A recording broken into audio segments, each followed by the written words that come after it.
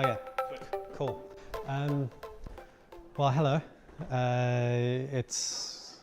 So when I saw this meetup formed, I thought, this is exactly the one I was looking for. So I'm quite excited that we're having the actual first get together. And it's really great to be here to share this experience that I had. So when I was preparing for the session, I was thinking, like, what would be the best structure to present it to, and kind of tried to pull out Vim and map out different journeys through, and it just wasn't getting anywhere. And then eventually I settled on something called the hero's journey. Now, for those of you that don't know what the hero's journey is, it's really a way of structuring a storyline. And the formula goes as follows. So the journey starts in the known world with a call to adventure for the hero. It's followed by an acceptance of that call, a journey into the unknown world.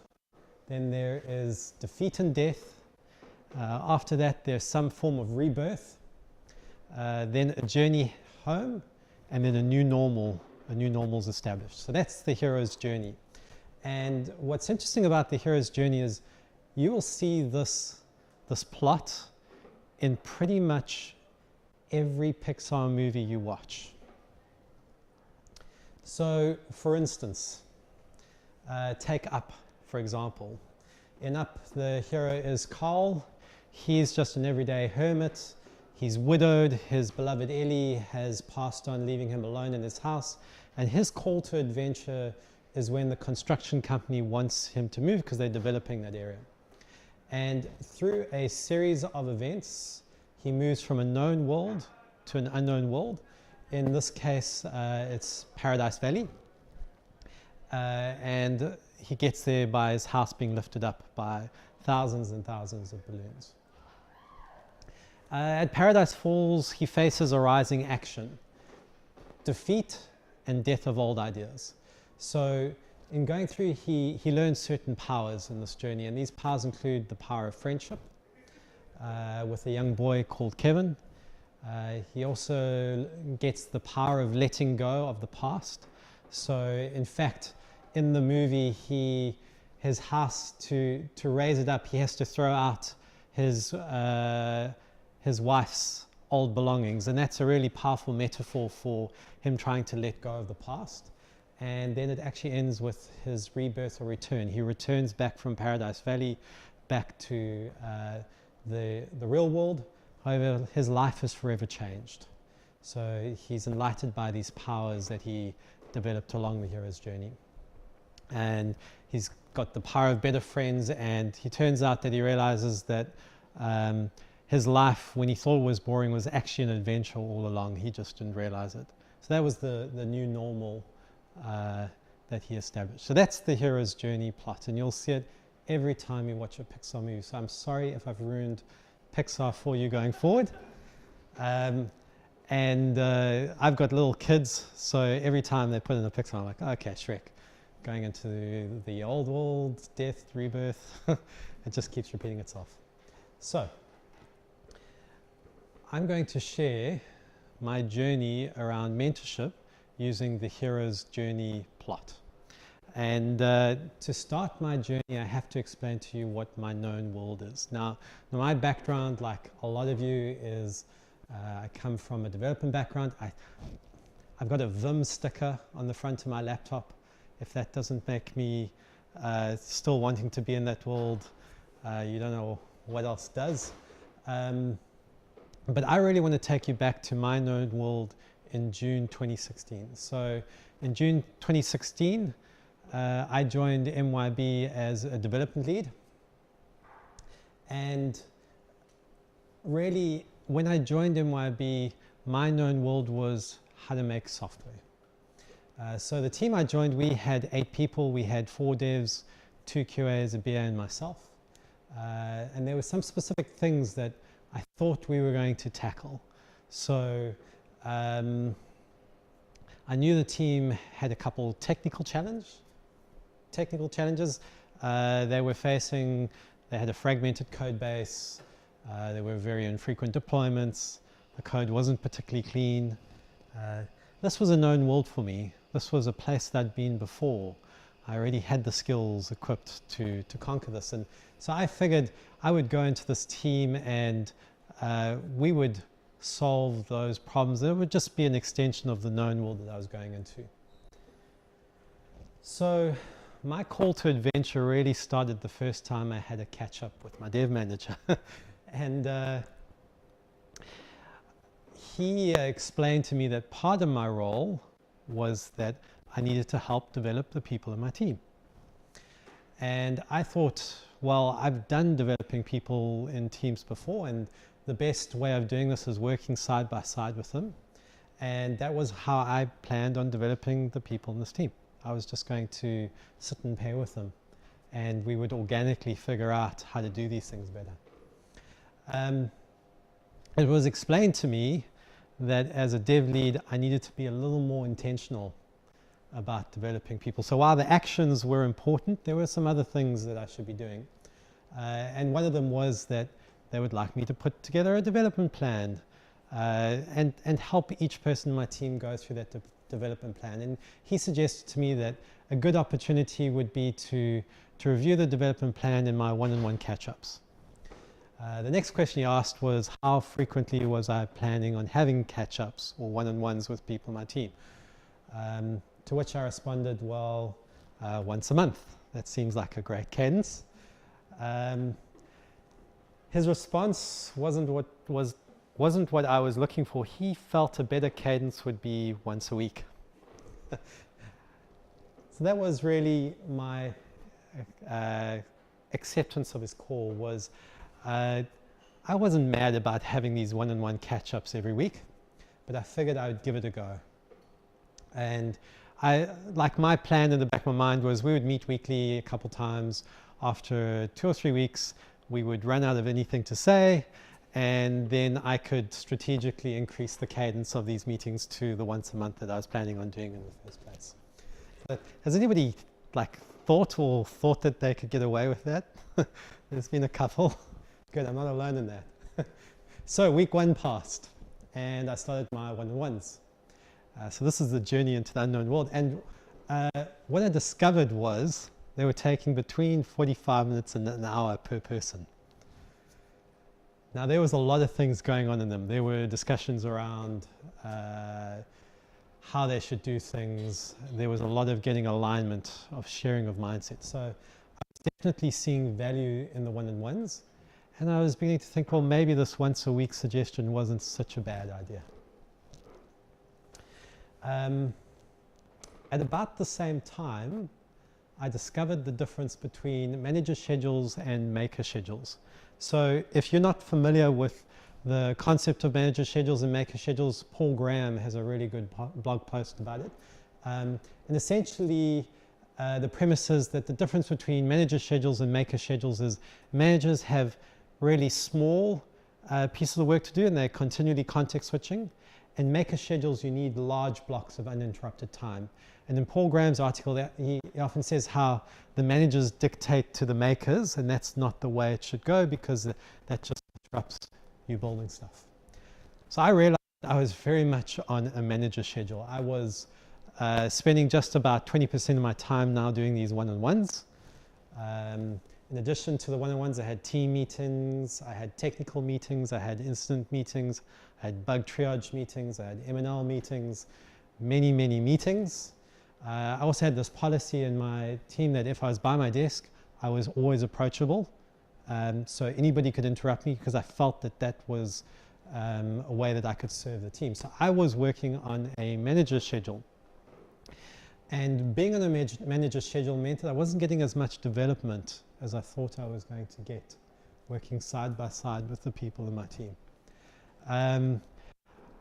Like I would literally sit down to share a concept with somebody, want to pair with them on something.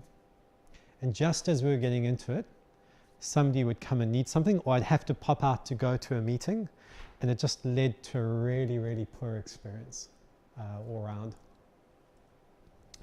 So how did this impact the growth of my team members?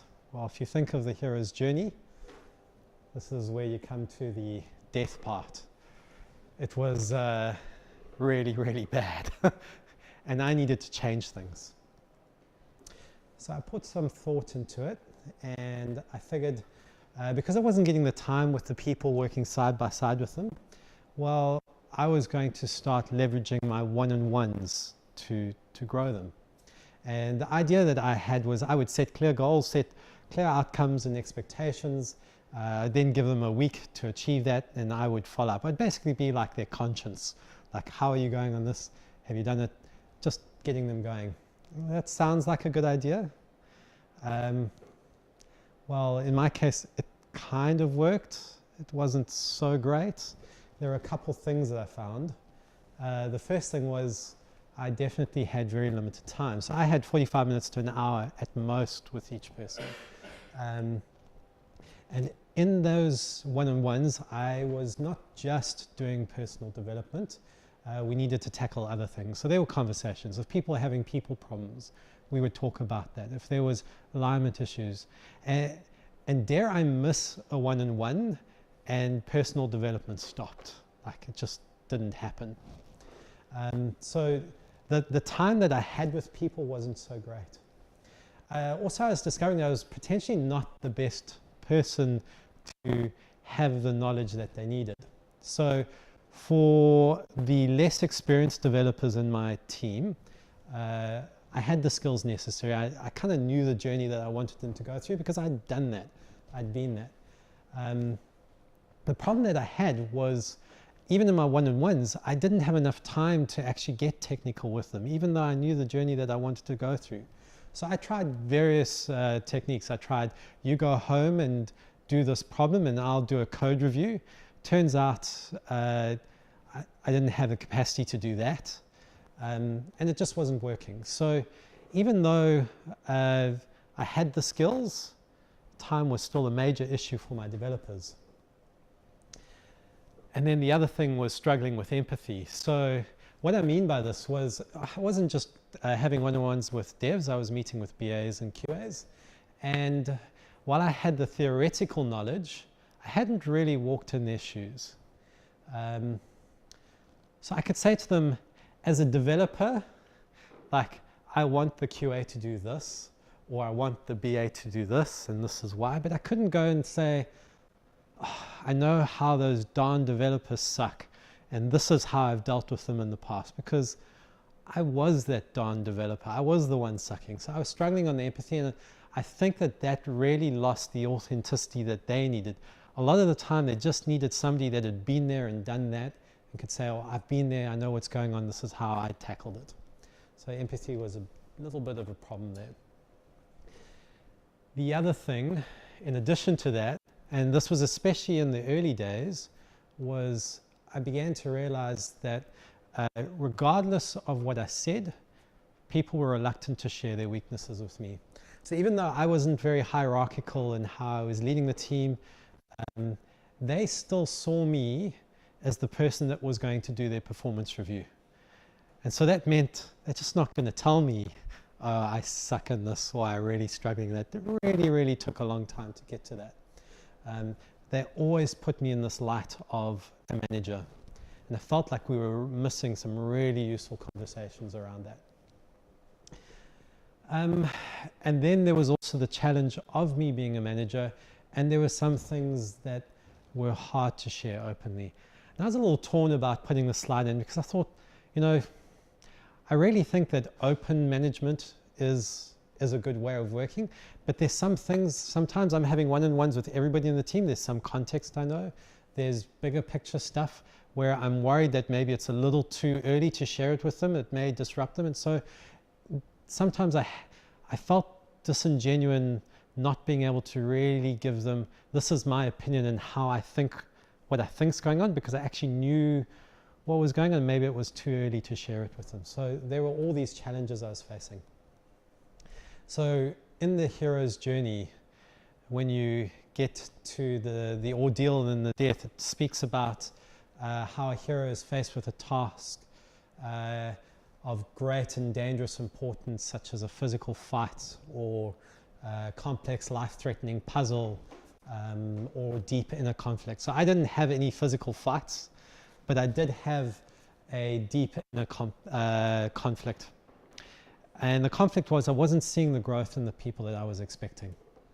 I knew that something wasn't working, but I wasn't sure how to fix it.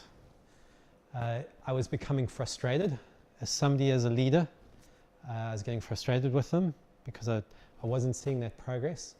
And I also didn't have the capacity to invest the time that I would have done if I was just a normal developer in the team. I just didn't have the capacity. And also sometimes I didn't have the skills to do it. So I had hit defeat. Like, it was reaching game over. And I was seeing minimal success. I think out of that team of 8, I was seeing 2 people progressing, and 2 out of 8 is a terrible number. That's a failure. So, in the hero's journey, we talk about the rebirth. And my rebirth was actually a really great experience. So at MYOB, we have this thing called the Into Tomorrow competition. And how the Into Tomorrow competition works is they want you to think of things that you wouldn't do in your normal day job, and you can enter these as part of the competition. And if you win, they give you $5,000 and 5 days paid leave to go and have that experience. So I had heard of a company in the States that was growing young software developers through mentorship, and they used to call it their apprenticeship program, and I was really interested in finding out how they did this. So I entered that into the Into Tomorrow competition as an idea, and I got lucky, I won. So I got to go and spend 5 days with this company to see how they were growing these people. And there were a lot of different things I saw there that really opened up my eyes. But one of the things that I saw was how they were being really, really intentional about mentoring. It was eye-opening. They were able to take somebody with relatively no development experience, and in the space of 6 months to a year, they were creating these seasoned professionals. And it was just around the ecosystem that they were creating around it.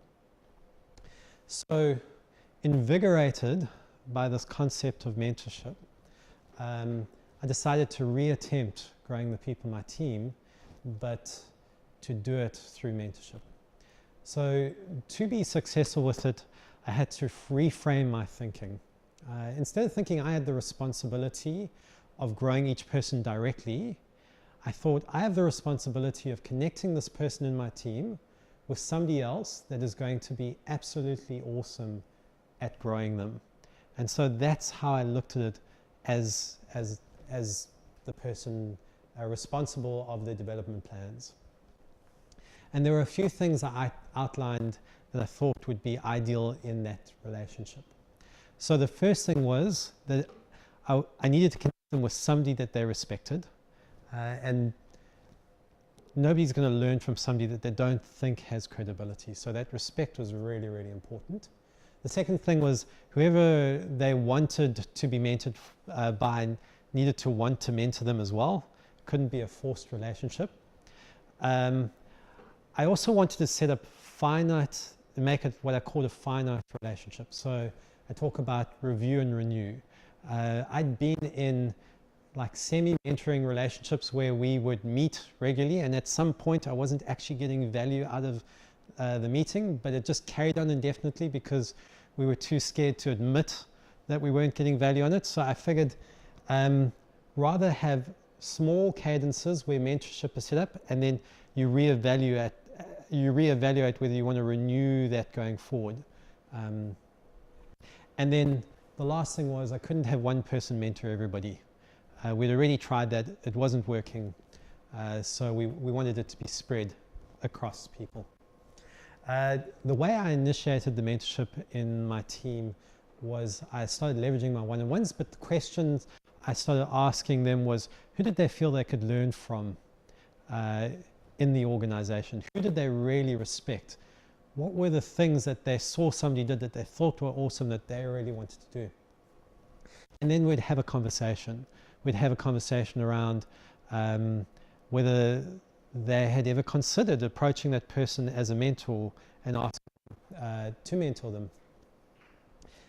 Interestingly, when I asked, like, who do you think you can learn from? Nobody in my team said me, which is good. I think that was really good. Like, they were looking for specific skills, and I was totally happy with that. I would then ask them to approach that person to set up a formal mentoring relationship. So to actually get that person to go and say, can you please mentor me? I didn't want to be the person going to that mentor and saying, will you mentor this person, and trying to coordinate. I really wanted it to get to the point where they were good at pulling mentorship instead of it being pushed onto them. And kind of like when they would press me and say, well, what exactly is formal mentorship? I'd say, well, it's having a proper catch up with somebody at a set cadence where the focus is on you and your growth. That was the focus. Now, because mentorship was still really in its infancy in our space, the people they were approaching to mentor them hadn't actually had the experience of being the mentors themselves. And so to make it easier, we put together some guiding principles. The first was, we'd say to the mentors, there are no stupid questions ever. Your mentee should be able to ask you anything. Don't judge them on what they're asking. And then second is confidentiality is really important. You do not come and tell me what they're telling you. Like, you've got to keep that confidence for them to really open up to you. So those were the guiding principles. The approach that I encourage mentors to take was to recognize and identify their mentees' learning style. And then once they'd identified that, to really take advantage of it. Different people learn different ways. Some people learn through building, other people learn through reading. They needed to really identify how was this person that they were mentoring learning. And then also clearly identify goals and outcomes and meet regularly. So that was kind of the format that I suggested they use. And then we had a couple of do's and don'ts. So some of the do's: set expectations, short feedback loops, share freely, listen, explain. And then one of the more important things was give your experiences and your war stories. Really, really important. We also identified some of the don'ts we didn't want. So try not to assume knowledge. Never break confidence. Don't try and control. You can't force people. Whenever I think of control, I think of my mother forcing me to eat peas. And to this day, I will not eat them just because she forced me to do it when I was a child. So forcing is never a great idea. So with every hero's journey, there's a new, they return back to their world, and that new normal is established. And for me, the new normal was setting up these mentoring relationships and finding out that they worked really, really well. I'd come in the morning and I would see somebody sitting with somebody else having a discussion. I would see somebody else pairing with somebody else on something that they were learning. All of a sudden, people's progress started improving rapidly. I also started to share like this idea of mentorship with the other leaders in my space, to try and encourage them to get mentorship going, to try and get this ecosystem of mentorship going. And I'd like to say, like, the new normal in our space is that mentorship is a key component to how we grow people. Now, in February this year, I actually ended up leaving my team to take on a new role in my organization. I now head up a thing we call the Future Makers Academy, which is the way that we grow totally inexperienced people into software. And mentorship has still continued to be a core pillar of how we do that. So it's beginning to spread. Having been away from my team for 6 months, I had those conversations when you go back and you ask how it's doing. They show you all the breakthroughs that they've had since you've gone. And you're like, oh, I was the person stopping you from realizing those. So I had one of those moments a couple weeks back where I was just catching up and they were telling me all the innovations they're trying. And really, like, I was so proud of them really taking things to the next level. But mentorship is still happening. One insight we gained since we initially set it up was that setting mentorship relationships up within the same team is a bit of a double-edged sword. So the benefit you get is the mentor and the mentee work side by side. So the mentor really has a good idea of some of the weaknesses that the mentee has. But the challenge you have is they have the same line manager. And that can often be a big problem. Some of the anti-patterns can be what I call a moan zone. So when you just had a bad week and the mentee moans to the mentor, and they both get into that. So that's one of the problems when the mentor's in the same team. And then the other thing is what I call undercover management. So when the mentor takes on the managing role because he's got the same line manager as the mentee, and the line manager starts getting the mentor to tell the mentee to do certain things. So that's a bit of an anti-pattern. What I would suggest is it depends on what they're being mentored about. So technical skills, I think, are really, really good to be grown within the same team. I think when the conversations start moving from like your technical ability to how you see the world and how you would respond to certain, like more of the softer side of things, it's better then that the mentor's actually outside of the line management chain of the mentee, because they can really give straight advice as they see it without fear of who they're going to offend or what they're going to break up. So that's a whirlwind journey of my hero's journey into mentoring software developers. With that, I'm happy to take any questions if there are any, or just thank you for listening to me.